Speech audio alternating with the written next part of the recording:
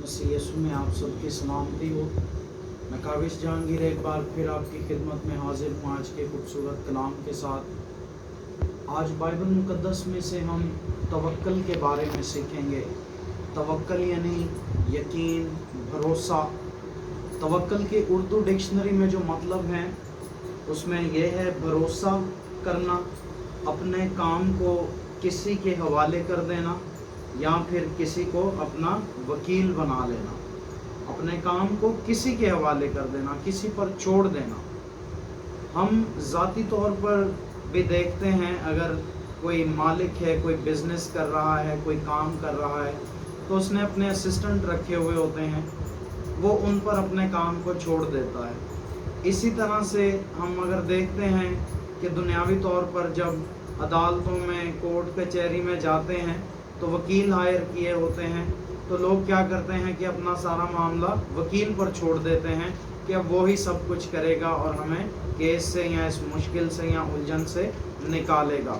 तो यानी कि हम उस पर भरोसा करते हैं, उस पर तवक्कल करते हैं, उस पर यकीन करते हैं कि वो हमें महफूज कर सकता है, वो हमें बचा सकता है, वो हमारी जान को मौत तक जाने पर, फांसी तक पहुंचने पर वो हमें बचा सकता है, या उसके दलाइल से जो है वो जज को एग्री कर सकता है या उसे मना सकता है, या जज से हमारी जो है वो फांसी तक जाने तक वो हमारी इस काम में मदद करके हमें वो बचा सकता है।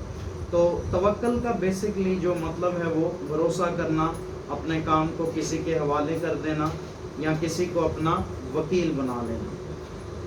अब बाइबल मुकद्दस में से आज जो हम देखेंगे कि हमें हमारा तवक्कल जब हम बाइबल स्टडी के लिए बाइबल स्टूडेंट होते हैं या हम बाइबल स्टडी करते हैं या हम रूहानी लोग होते हैं, तो जब तवक्कल की बात इस रूहानी वे से अगर हम शुरू करें तो फिर हमारा तवक्कल जो है वो किसी वकील पे या किसी आम इंसान पे या शख्स पे नहीं बनता, बल्कि खुदा पर बनता है कि हम खुदा पर तवक्कल करें। तो इस हवाले से आज हम बाइबल में से कुछ आयतों को देखेंगे।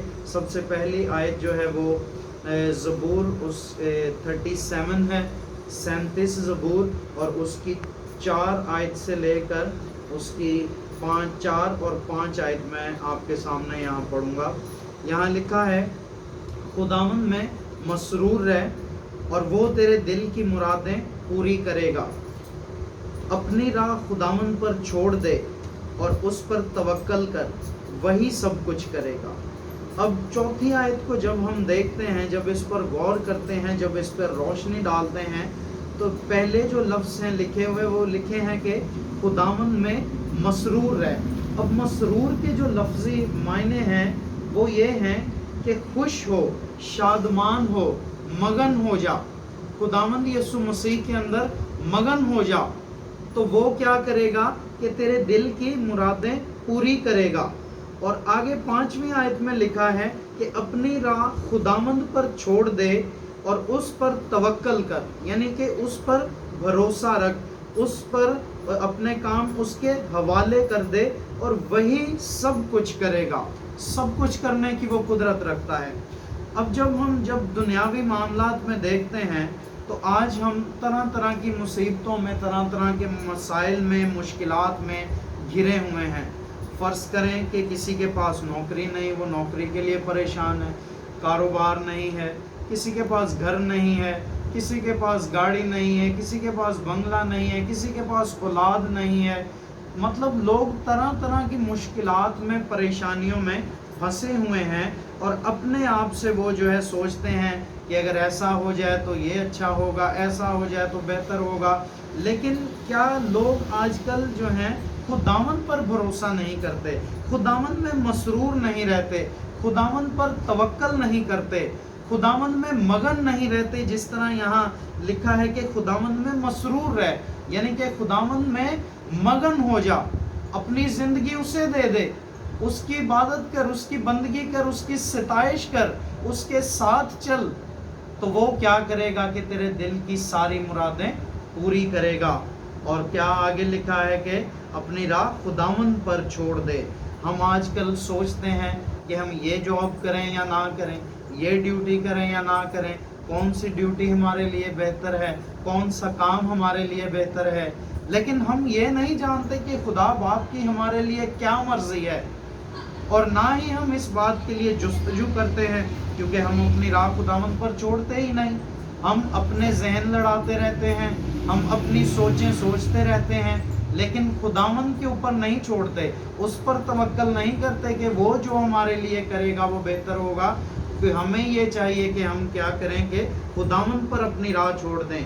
क्योंकि अक्सर बाइबल में जब हम एक दो और आयात भी पढ़ते हैं तो उसमें भी यही लिखा है कि अपनी ज़िंदगी जो है या अपनी राह खुदावंद पर छोड़ दे। जब खुदावंद के लिए काम कर रहे हो तो फिर क्या है कि सारी चीज़ें खुदावंद यीशु मसीह हमें वैसे ही मुहैया करता है कि जैसे लिखा है कि पहले खुदा की बादशाही को ढूंढो और फिर सारी चीज़ें तुम्हें वैसे ही मिल जाएंगी। जब हम इसी से रिलेटेड दूसरी आयत भी देखते हैं, दूसरा हवाला, तो ज़बूर 34 उसकी 8 से लेकर 10 आयत तक यहाँ मैं आपके सामने पढ़ता हूँ। यहाँ लिखा है ज़बूर 34 और उसकी 8 to 10, 8 से लेकर 10 आयत में लिखा है कि आजमा कर देखो कि खुदावंद कैसा मेहरबान है, कैसा मेहरबान है, मेहरबानी करने वाला है, वो रहीम खुदा है, वो करम करने वाला खुदा है। और आगे लिखा है कि मुबारक है वो आदमी जो उस पर तवक्कल करता है। मुबारक है वो आदमी, मुबारक के मतलब बाइस से बरकत, बरकत दिया गया। खुशकिस्मत है वो आदमी जो खुदावंद पर तवक्कल करता है, जो खुदावंद पर यकीन रखता है। और 9 आयत में लिखा है कि खुदावंद से डरो ऐ उसके मुकद्दसों, क्योंकि जो उससे डरते हैं उनको कुछ कमी नहीं, किसी भी चीज़ की उनको कमी नहीं, वो किसी चीज़ के मोहताज नहीं हैं, उनको कोई चीज़ मांगनी ना पड़ेगी, किसी चीज़ के लिए उन्हें हाथ ना फैलाना पड़ेगा, बल्कि खुदावंद आप ही जानता है कि वो किस चीज़ के मोहताज हैं, वो किस चीज़ के तलबगार हैं, उन्हें किस चीज़ की ज़रूरत है। जैसा कि यहाँ 10 आयत में लिखा है कि बब्बर के बच्चे तो हाजतमंद और भूखे होते हैं, पर खुदावंद के तालिब किसी नेमत के मोहताज ना होंगे।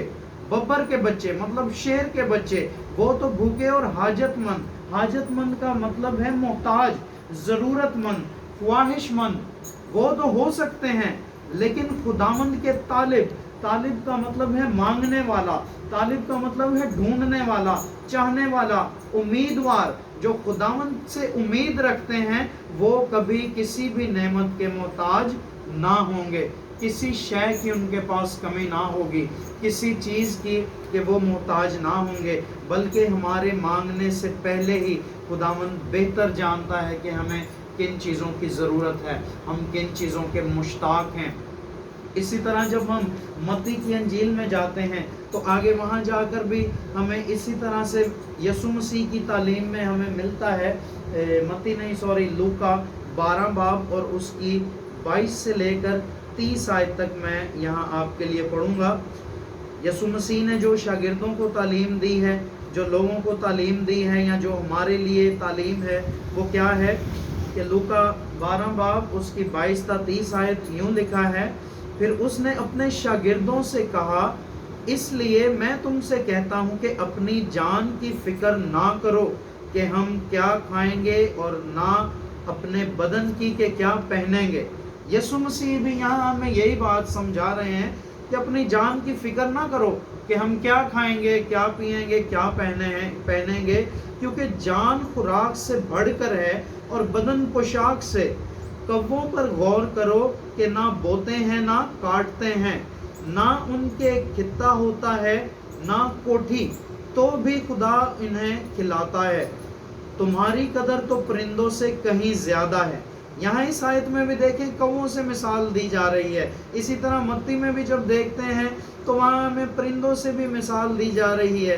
तो इन 2-3 अंजीलों में जब हम देखते हैं तो हमें तरह तरह से मिसालें दी जा रही हैं, दरख्तों से, इसी तरह परिंदों से, इसी तरह ये कि जब बाप बेटे को अच्छी चीज़ देना जानता है तो तुम्हारा आसमानी बाप तुम्हें क्यों ना देगा। इस तरह से हमें काफ़ी रेफरेंस मिलते हैं। और यहाँ इसमें भी हम जब देखते हैं तो यहाँ कौवों से मिसाल दी गई है कि कौवे ना बोते हैं ना काटते हैं, लेकिन फिर भी तुम्हारा आसमानी बाप उन्हें खिलाता है। और आगे लिखा है कि तुम्हारी कदर तो परिंदों से कहीं ज़्यादा है। تم میں ایسا کون ہے جو فکر کر کے اپنی عمر میں ایک گھڑی بڑھا سکتا ہے؟ کون ایسا شخص ہے کہ جو فکر کرے اور اس کی زندگی کا ایک لمحہ بھی بڑھ جائے؟ ایسا کوئی شخص نہیں، کیونکہ خدا باپ کی طرف سے جو دن مقرر ہو گئے ہیں اسی پر انسان نے اپنے خالق کے پاس پہنچ جانا ہے۔ ہمیں فکر کر کے ہم ایک لمحہ ایک گھڑی بھی نہیں بڑھا سکتے، اسی طرح نہ ہم اپنے روپے پیسے میں ایک روپیہ بھی بڑھا سکتے ہیں فکر کر کے۔ اور آگے لکھا ہے، بس جب سب سے چھوٹی بات بھی نہیں کر سکتے تو باقی چیزوں کی فکر کیوں کرتے ہو؟ سوسن کے درختوں پر غور کرو کہ کس طرح بڑھتے ہیں، وہ نہ محنت کرتے نہ کاٹتے ہیں، تو بھی میں تم سے کہتا ہوں کہ سلیمان بھی باوجود اپنی ساری شان و شوکت کے ان میں سے کسی کی مانند مبلس نہ تھا۔ سلمان بادشاہ کی بھی یہاں یسوع مسیح مثال دے رہے ہیں کہ اس کے پاس اتنا دھن دولت تھا، سب کچھ تھا، ایک سے ایک اس کے پاس لباس تھا، ایک سے ایک شاہی لباس تھا، یہاں تک کہ وہ سونے سے بھی اپنے جسم کو ڈھانپ سکتا تھا۔ لیکن لکھا ہے کہ سوسن کے درخت کو دیکھو اور اس پر غور کرو کہ وہ کس طرح سے جو ہے اس کے جسم کا لباس ہے، ایسا شان و شوکت والا، ایسا خوبصورت کہ سلمان بادشاہ بھی اپنی ساری شان و شوکت کے باوجود بھی ان کی مانند نہ تھا۔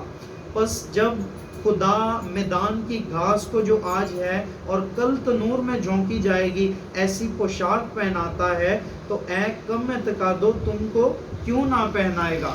کپڑوں کے بارے میں بھی یہاں دیکھیں بات ہو رہی ہے، پہلے کموں کے بارے میں ہوئی، کھانے کے بارے میں، اور پھر سوسن کے درختوں کے بارے میں اور اس گھاس کے بارے میں کہ بھئی انہیں دیکھو، گھاس کو بھی دیکھو کہ اس کو بھی خدا پوشاک پہناتا ہے، حالانکہ وہ آج ہے اور کل تنور میں جھونکی جائے گی، لیکن پھر بھی دیکھو تمہارا آسمانی باپ انہیں کپڑے پہناتا ہے۔ اور آگے 29 آیت میں لکھا ہے، اور تم اس کی تلاش میں نہ رہو کہ کیا کھائیں گے، کیا پئیں گے، اور نہ شکی بنو۔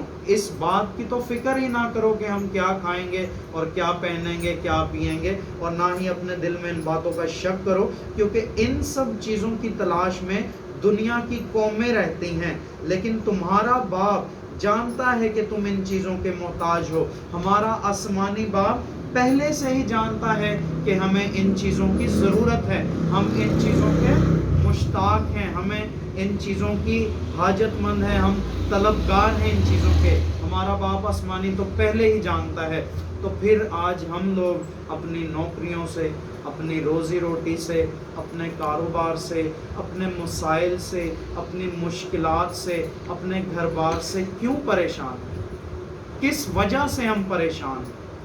اگر ہم پریشان ہیں تو اس کا یہی مطلب کہ ہم خدا سے دور ہیں، ہم خدا باپ کی تعلیم سے دور ہیں، ہم یسوع مسیح کی تعلیم سے دور ہیں، ہم ان باتوں کو نہیں جانتے جو آج میں نے آپ کے سامنے بیان کی ہیں، ہم خداوند میں مسرور نہیں ہیں، ہم نے خداوند کو اپنی زندگی نہیں دی ہوئی، ہم اس کی تعلیم پر نہیں چل رہے، اسی لیے ہماری زندگی میں یہ مشکلات، یہ الجھنیں ہیں، ہمارے ذہن میں ہماری فکریں اسی بات میں لگی ہوئی ہیں کہ ہمارے پاس گھر نہیں، ہمارے پاس گاڑی نہیں، ہمارے پاس دولت نہیں، بینک بیلنس نہیں ہے، یہ نہیں ہے، وہ نہیں۔ بینک بیلنس، دنیاوی چیزیں، یہ سب چیزیں رکھ کر آپ کیا کر سکتے ہیں؟ کیا جب کوئی پیدا ہوتا ہے یا مرتا ہے اپنے ساتھ دولت لے کر آتا ہے یا دولت لے کر واپس چلا جاتا ہے؟ ہاں، دولت کا ہونا کوئی بری بات نہیں، ایسا نہیں کہ دولت مند ہونا کوئی بری بات ہے، کیونکہ ہمیں بائبل میں بھی ذکر ملتا ہے کہ بڑے بڑے نبی جو تھے وہ بھی دولت مند تھے۔ سلمان بادشاہ کی آپ مثال دیکھ لیں، ایوب صابر کی آپ مثال دیکھ لیں، جن کے پاس بہت کچھ تھا، یہاں تک کہ وہ اس زمانہ کے امیر ترین لوگ ہوا کرتے تھے، لیکن وہ دولت جو ان کے پاس تھی وہ خدا کی طرف سے تھی، وہ خدا نے انہیں دی تھی، کیونکہ وہ خداوند میں مسرور تھے، وہ خداوند میں مگن تھے، انہوں نے اپنی زندگیاں خدا کے ساتھ چلائی تھیں۔ اسی طرح ابراہیم، اسحاق اور یعقوب خدا کے بندے تھے، وہ خدا کے ساتھ چلتے تھے، اس کے حکموں کو مانتے تھے، اور اس کے حکموں کو مانتے ہوئے انہوں نے اپنے آبائی خاندانوں کو چھوڑ کر جہاں پر خدا نے انہیں بھیجا وہ وہاں گئے، انہوں نے چھوٹے چھوٹے خدا کے حکموں کو بھی مانا ہے، تو خدا نے انہیں برکت بخشی ہے، انہیں مال و اسباب دیا ہے، ان کی اولاد کو تاروں کی مانند بڑھایا ہے، سمندر کی ریت کی مانند، زمین کے ذروں کی مانند بڑھایا ہے، اس لیے کہ وہ خداوند میں मगन थे, वो खुदावंद में मसरूर थे। आज मुझे और आपको भी ज़रूरत है कि हम अपनी ज़िंदगियाँ खुदावंद को दे दें, हम खुदावंद में मसरूर हो जाएं, मगन हो जाएं, उसमें शादमान हो जाएं, उसमें खुश हों।